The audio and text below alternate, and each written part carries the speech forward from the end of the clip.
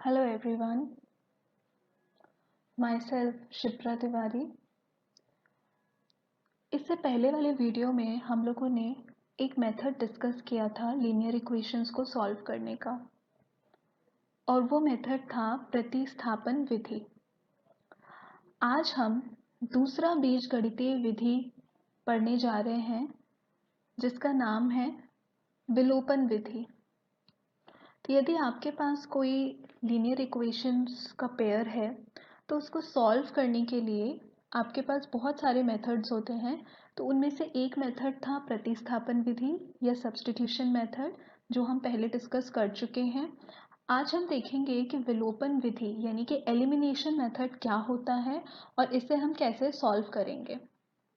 Exam में जो आप लोगों के क्वेश्चंस आते हैं बोर्ड में, उसमें कई बार ये मेंशन्ड होता है कि आपको किस मेथड से इन इक्वेशंस को सॉल्व करना है, इसलिए आप लोगों को सारे मेथड्स अच्छे से आना बहुत ज़रूरी है। तो आज हम स्टडी करेंगे विलोपन विधि यानी कि एलिमिनेशन मेथड। तो विलोपन या एलिमिनेशन, इसका मतलब है किसी एक चीज़ को हटा देना। अब यहाँ पर हम जानते हैं कि हमारे पास दो वेरिएबल्स होते हैं, दो चर होते हैं, x और y। तो हम इनमें से किसी एक का विलोपन करके इस तरह के इक्वेशंस को सॉल्व करते हैं। तो इस मेथड को बोला जाता है विलोपन विधि। यहाँ हम क्या करते हैं कि दोनों इक्वेशंस में से हम किसी एक चर को एलिमिनेट कर देते हैं, हटा देते हैं। तो यहाँ पर मैं x को हटा रही हूँ, तो x का विलोपन करने के लिए हम क्या करेंगे, दोनों समीकरणों में जो x का कोफिशिएंट है, गुणांक है, उसका एलसीएम लेंगे। यहाँ पर x का गुणांक है 7 और यहाँ पर x का गुणांक है 1। तो इनका जब हम एलसीएम लेंगे तो हमें मिला 7। तो अब हम 7 से इसको हम मल्टीप्लाई करेंगे 1 से, और यहाँ हम मल्टीप्लाई करेंगे 7 से पूरे इक्वेशन को।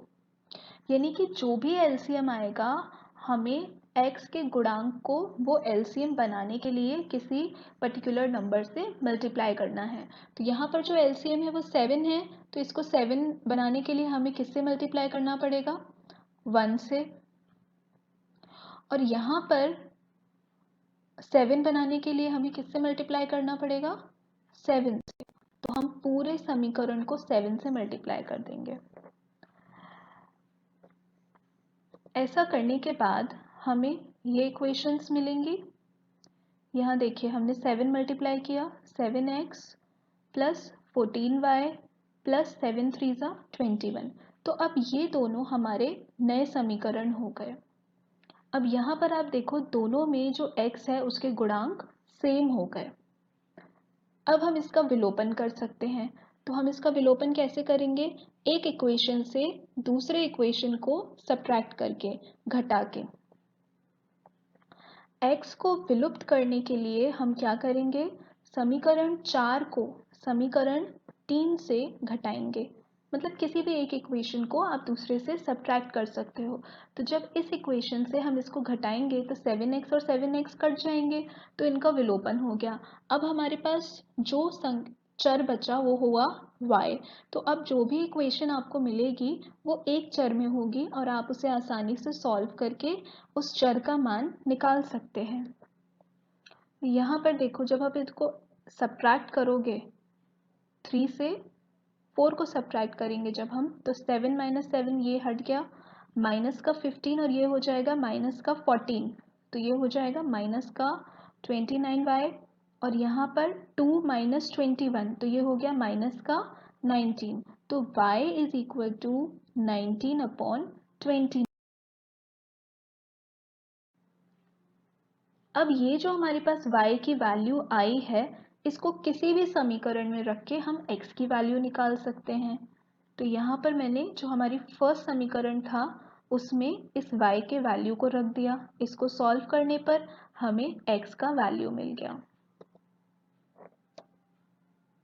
और ये है हमारा हल।